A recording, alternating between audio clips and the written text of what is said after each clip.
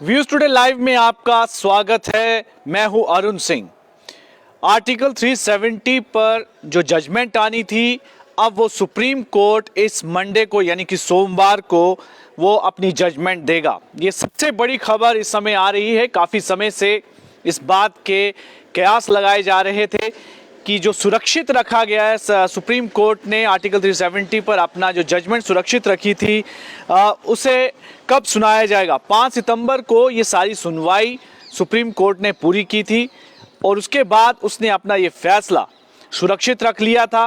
लेकिन अब सोमवार को यानी कि 11 दिसंबर को ये फाइनल जजमेंट जो है इस मामले को लेकर आ जाएगी। आपको जानकारी दे दें कि सुप्रीम कोर्ट में आर्टिकल 370 एब्रोगेशन को लेकर जो सेंटर ने आर्टिकल 70 को एब्रोगेट किया था, उसको चुनौती देने को लेकर कई पिटीशंस वहां पर दायर की गई थी। उन्हीं पिटीशंस को सुनवाई करने के लिए सुप्रीम कोर्ट ने काफ़ी लंबी एक एक्सरसाइज की और पिछले दिनों लगातार 16 दिन तक इस पूरे मामले को लेकर सुनवाई हुई, जिसके बाद सुप्रीम कोर्ट ने इस पूरे मामले को लेकर जो फैसला था वो सुरक्षित रख लिया। अब 11 दिसंबर यानी सोमवार को वो इस पर अपना फैसला देगा। इसकी जानकारी सुप्रीम कोर्ट की जो ऑफिशियल वेबसाइट है उसमें दी गई जो कॉज लिस्ट है 11 दिसंबर की, उसमें ये वहाँ पर इस बारे में जानकारी दी गई है कि आर्टिकल 370 पर जो वर्डिक्ट सुरक्षित रखा गया था, रिजर्व रखा गया था, उसकी सुनवाई 11 तारीख को की जाएगी। 5 जजों की कॉन्स्टिट्यूशनल बेंच, जिसे कि chief justice DY Chandrachud head कर रहे थे, ये वो फैसला सुनाएंगे। और इस पूरे बेंच में जो दूसरे और मेंबर हैं, जिसमें जस्टिस संजय किशन कौल, संजीव खन्ना, BR गवई और सूर्यकांत। इसमें संजय किशन कौल, जो जस्टिस संजय किशन कौल हैं, वो इसी महीने रिटायर हो रहे हैं, इसलिए काफ़ी उम्मीद थी कि इसी महीने 15 तारीख से पहले इसकी जजमेंट आ जाएगी।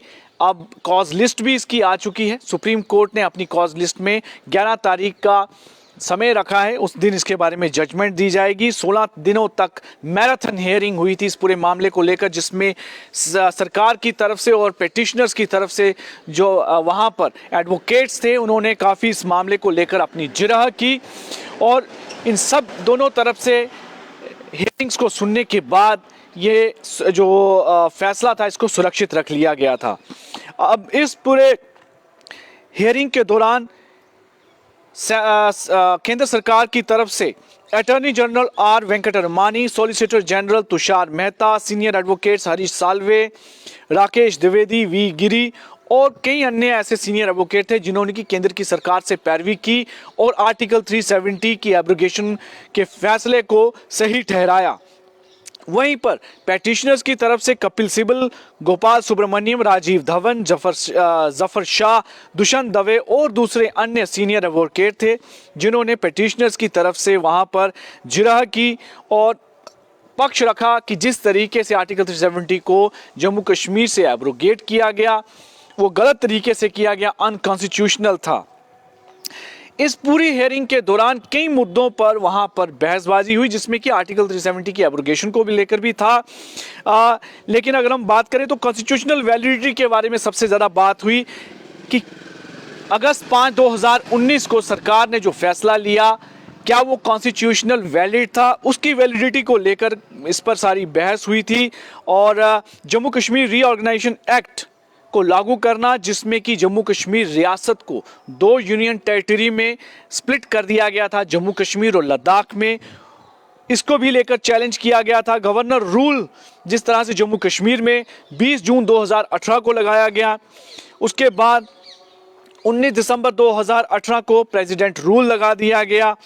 कई इस मामले को लेकर पेटिशन सुप्रीम कोर्ट में दायर की थी, विशेषकर जम्मू कश्मीर की जो रीजनल पार्टीज हैं, जिसमें पीपल्स डेमोक्रेटिक पार्टी और नेशनल कॉन्फ्रेंस, विशेषकर इन्होंने चैलेंज किया था सुप्रीम कोर्ट में केंद्र सरकार के इस फैसले को लेकर, जिसके बाद सुनवाई भी शुरू हुई इसी साल और 5 सितंबर को ये सारी सुनवाई खत्म हुई, जिसके बाद इस पूरे मामले को सुनने के बाद फैसला सुरक्षित रखा गया था।